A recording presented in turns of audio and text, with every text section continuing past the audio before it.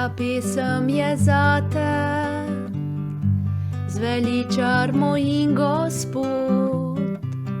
Prosim, prisluhni, kaj ti poje srce. Naj čas se ustavi, ko duša te slavi.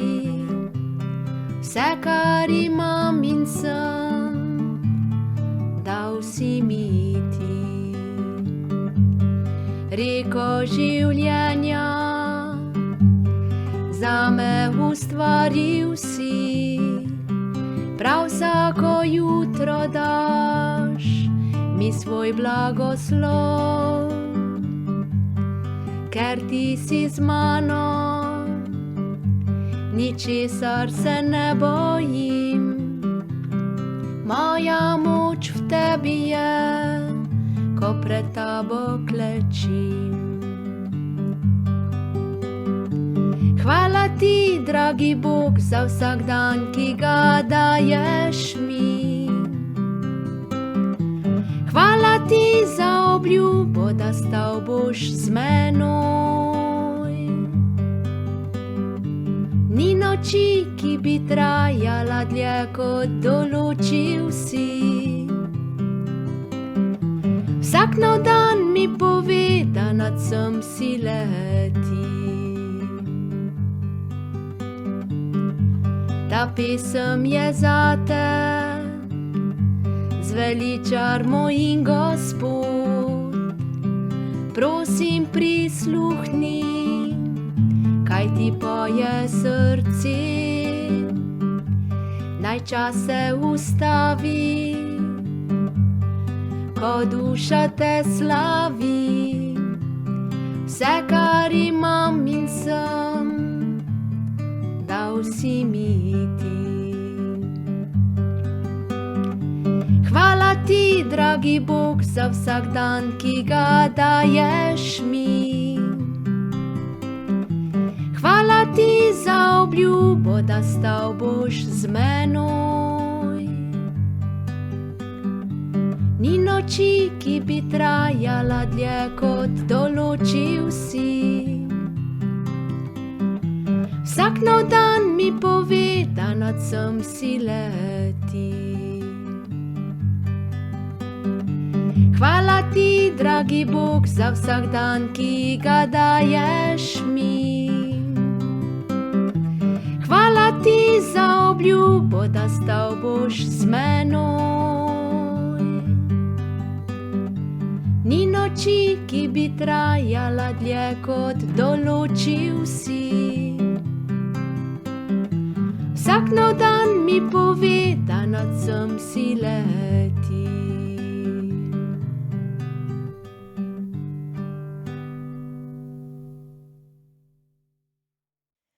Psalmi so pesmi, ki so jih Izraelci nekoč peli in jih dobro poznali.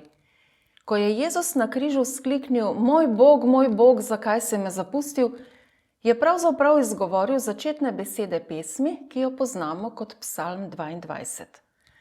Ko je Jezus na križu izrekel te besede, je bilo, kakor da bi začel govoriti pesem, in v mislih teh, ki so stali pod križem, se je pesem vrtela naprej. In nenadoma so lahko vsi videli in dojeli, da so besede zapisane v pesmi ravno kar uresničujejo. Psalm 22 je namreč poln prerokovanj o Jezusu na križu. V tem psalmu so naslednja prerokovanja: moj Bog, zakaj si me zapustil? Vsi, ki me vidijo, me zasmehujejo, režijo se in majajo z glavo. Govorijo: zanašal se je na Gospoda, ta naj ga reši, otme naj ga, ker ima veselje nad njim.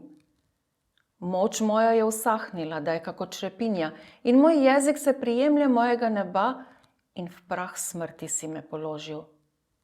Prebodli so moje roke in moje noge.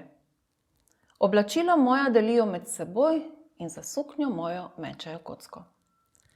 Potomstvo mu bo služilo. Pripovedovali bodo o Gospodu prihodnjemu rodu. Pridejo in oznanjali bodo njegovo pravičnost ljudstvu, ki se porodi, da je to izvršil. In ti dve vrstici se uresničujeta od Jezusovega vnebohoda do danes. Danes pa bi razmišljali o vrstici 7. Tam piše: jaz pa sem črv in ne mož. Ko mi danes beremo te besede, kaj nam pomenijo?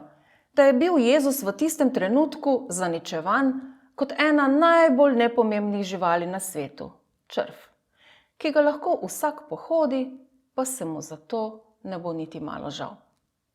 A kaj so te besede pomenile njim? Stara zaveza je bila napisana v hebrejščini in v njihovem jeziku obstajata dve različni besedi, ki jo v naš jezik prevajamo enako, črv. Prva beseda, rimah, se nanaša na navadne črve in tiste male bele ličinke, ki jih ponavadi vidimo tam, kjer nekaj gnije ali se razpada. V Svetem pismu smo mi ljudje pogosto omenjeni kot rime, saj v resnici propadamo v gnilem svetu, ki je posledica našega greha. V Psalmu 22:7 je Jezus opisan kot črv. Jaz pa sem črv in ne mož. Ampak za besedo črv ni uporabljena beseda rimah, ampak beseda tolatх. Hebrejska beseda tolatх šani, ki se ponavadi uporablja v svoji krajši različici tolatх, se ne nanaša na tiste male črve, ki jih najdemo sredi gnilobe, pač pa je to beseda, ki označuje povsem drugačnega črva. Tolatх je škrlatni črv.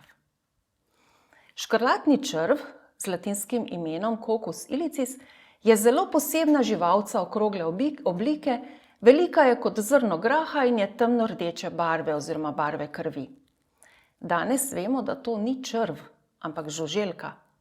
Toda ime škrlatni črv je ostalo. Žuželka še vedno obstaja, ni izumrla in jo je mogoče najti v okolici Izraela in Mediterana nasploh, ter tudi drugje po svetu. Hrani se s sokom zimzelenega hrasta in ko ljudje vidijo ta majhna bitja na vejah dreves, pogosto mislijo, da so to drevesne jagode, ne pa žuželke, saj so take čisto majhne, rdeče in okrogle. Izraelci so jih nekoč zbirali zaradi njihove rdeče barve. Posušena in v prah zdrobljena telesa samic so uporabljali za barvanje volne in blaga. Ker pa je bilo za 1 kilogram barve potrebno nabrati 150.000 žuželk in je bilo tudi samo pridobivanje barvila zelo težka naloga, je bila barva izjemno dragocena. Zato so z njo barvali le oblačila kraljev in res zelo bogatih ljudi, ter jo uporabljali za dekoracijo palač in bogatih hiš. Barva pa se je lahko uporabljala tudi namesto denarja. Z njo se je na primer lahko izplačal del plače rimskih vojakov. Ohranili so se tudi zapisi, da se je barva uporabila za plačevanje najemnine. V Svetem pismu beremo, da se je ta barva uporabljala za barvanje svetih oblačil duhovnikov in samega svetišča.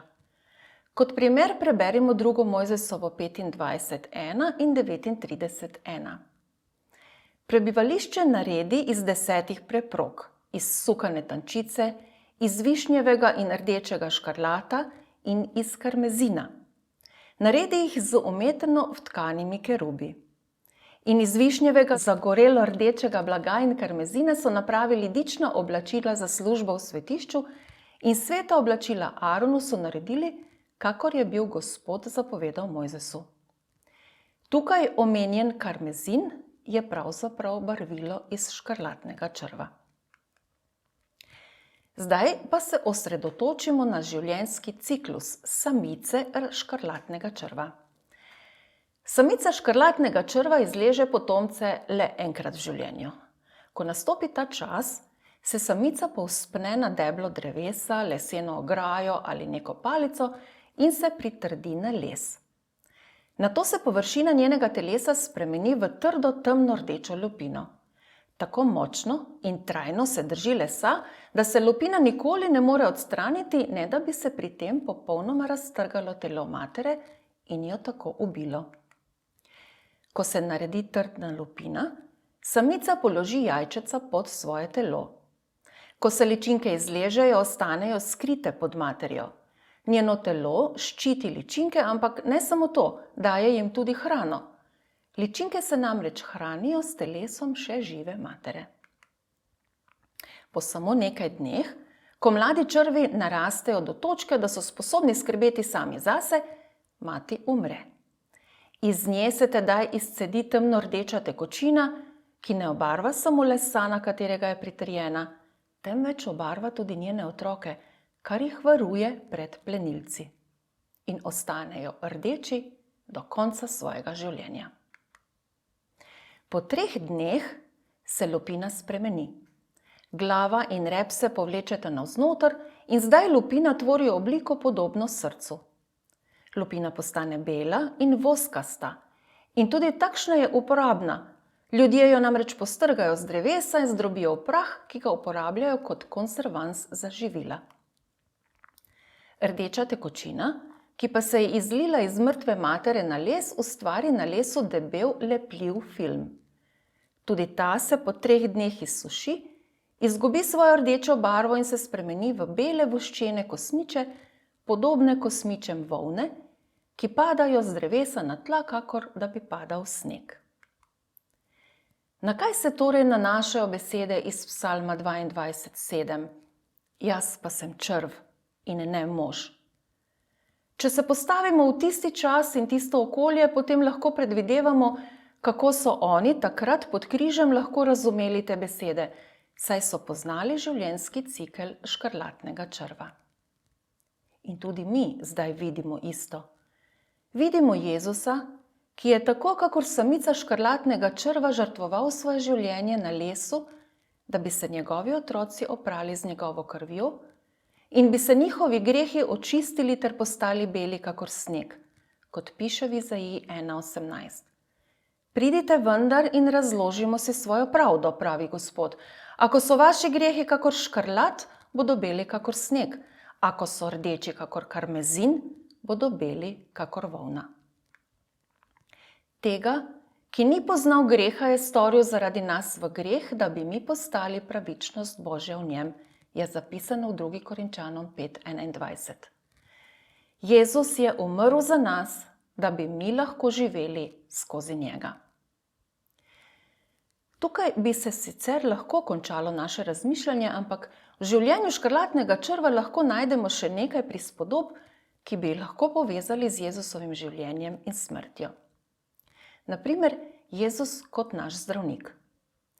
Posušena telesa samic škrlatnega črva niso uporabljali samo za barvanje volne in tkanin. Verjeli so namreč, da ima ta prah zdravilne učinkovine in so ga uporabljali za celjenje ran, v zdravilih za oči, za zaustavitev krvavitve in upočasnjevanje srčnega ritma. V mazilu z voskom in belim svincem pa za zdravljenje opeklin. To nas spominja na opis Jezusa v Izaiji 53:5. A on je bil ranjen zaradi naših prestopkov, je bil potrt zaradi naših krivic, kazen ga je zadela zaradi našega miru in njegove rane so bile nam v ozdravljenje. Zdravilni sestavini tega praha iz posušenih teles samic škrlatnega črva sta minerala antimon trioksid in antimon trisulfid. V medicini se še danes antimonove spojine uporabljajo za zdravljenje nekaterih bolezni, ki jih povzročajo paraziti. Če pa ne bi imeli druge možnosti, bi jih lahko uporabili tudi kot snov, ki bi povzročala bruhanje, ali pa da povzroči znojenje in posledično zniža visoko telesno temperaturo. V 3. Mojzesovi 14:4 piše, kaj so duhovniki morali narediti, da bi nekoga očistili. Ukaži torej duhovnik, da naj vzamejo za njega, ki ima biti očiščen, 2 živi, čisti ptici in cetrovega lesa in karmezina in izopa. Omenjeni karmezin je bil, kot smo že prej omenili, rdečo barvilo v prahu, pridobljeno iz posušenih teles samice škrlatnega črva. Ker je deloval protibakterijsko, so ga uporabljali tudi v formuli za pepel rdeče junice. Ta pepel so uporabljali pri različnih čiščenjih, telesnih, ko je bil nekdo bolan, če je prišel v stik z bolnim ali v stik z umrlim človekom ali živaljo, skratka, povsod, kjer je nekdo bil v stiku z bakterijami. Uporabljal pa se je tudi za očiščevanje v duhovnem smislu oziroma za simbolično odstranjevanje greha. Ali ni Jezus naš zdravnik v telesnem in duhovnem pomenu? On nam daje in ohranja življenje čisto vsak trenutek. Njegova smrt je sredstvo za naše opravičenje in njegovo življenje za naše posvečenje, kot beremo v Rimljanom 5:10. Kajti, če smo bili spravljeni z Bogom s smrtjo njegovega sina, ko smo bili še sovražniki, tem bolj bomo zdaj, ko smo spravljeni, zveličani po njegovem življenju. Kaj pa prisotnost nebeškega očeta v Jezusovem in našem življenju? Zanimivo je namreč, da so samo telesa samic se uporabljala za barvo in zdravilo. Samo samica je namreč vezana na zemljo in na koncu svojega življenja pritrjena na les, kjer umre. Samec ni vezan na zemljo. Samec ima krila, je leteča žuželka. V Psalmu 22:7 se Jezus primerja s samico škrlatnega črva. Jezus je res bil vezan na zemljo, saj se je odrekel vseh privilegijev, ki jih je imel v nebesih in postal človek. Kaj pa samec? Ko so ljudje pod križem zasmehovali Jezusa, češ, da ga je Bog zapustil, jih je neko dejstvo iz življenja škrlatnega črva lahko opomnilo, da so v veliki smoti. Namreč, medtem ko je samica pritrjena na les, da bi izlegla jajčeca in potem umrla, ima samec krila in bi lahko odletel kamorkoli. Toda on vedno leti nekje v njeni bližini. Če je samica prispodoba za Jezusa na križu, je samec lahko prispodoba za nebeškega očeta, ki nikakor ni zapustil Jezusa, čeprav se je ljudem takrat tako zdelo. Res pa je, da nobena prispodoba ne more 100% opisati resničnosti. In resničnost je bila, kot je zapisano v 2. Korinčanom 5:19, da Bog Oče ni bil samo poleg Jezusa na križu, ampak Bog je namreč bil v Kristusu in je svet spravil s seboj in jim ni zaračunal njihovih grehov. Omenimo še Jezusovo trpljenje na križu. Ljudje pogosto mislijo, da so rdeče okrogle zadevice na drevesu drevesne jagode.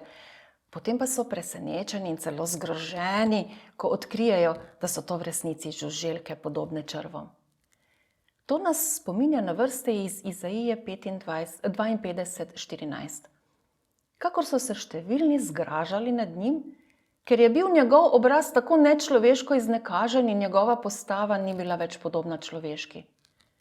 V knjigi preroka Izaije 53:2 pa beremo o Jezusu: ni imel podobe, ne lepote, in ko smo ga videli, ga nismo zaželeli. V Svetem pismu je še nekaj besedil, kjer se uporablja beseda tolat oziroma škrlatni črv. Vendar bi sedaj omenili samo še tisto iz Izaije 41:14. Ne boj se, črviček, tolat je v originalu, torej ne boj se, črviček Jakobov, krdelce Izraelovo. Jaz ti pomagam, govori Gospod, in odkupitelj tvoj je svetnik Izraelov. Tukaj nas Bog imenuje črvičke, ampak ne tiste rimah, črve, gnilobe, temveč majhne tolath. Ko sprejmemo, da nas pokrije Jezusova kri, dejansko postanemo Božji otroci. In za konec. Za konec preberimo Janez 19:30. Ko pa Jezus okusi ocet, reče: dopolnjeno je, in nakloni glavo in izroči duha. Jezusove besede dopolnjeno je bi lahko prevedli tudi izpolnjeno je, dokončano je, končano je. Latinsko ime za škrlatnega črva je Coccus ilicis. Coccus pomeni okroglo. Ilicis v latinščini pomeni končano je. Ko bomo odslej brali Psalm 22, bomo razumeli tudi širše ozadje vrstice 7. Naj nas Bog blagoslovi pri preučevanju njegove besede in odkrivanju vedno novih globin. Amen. Dragi naš nebeški Oče, hvala ti, da lahko v tvoji besedi vedno znova najdemo vedno nove globine. In ne samo, da s tem razširjamo svoje spoznanje o tebi in o tvojih resnicah, ampak vedno vidimo večjo in večjo ljubezen, ki jo imaš do nas. Hvala ti za to ljubezen, hvala ti za tvojo milost in hvala ti, da boš kmalu prišel, da bomo lahko skupaj s teboj. Amen.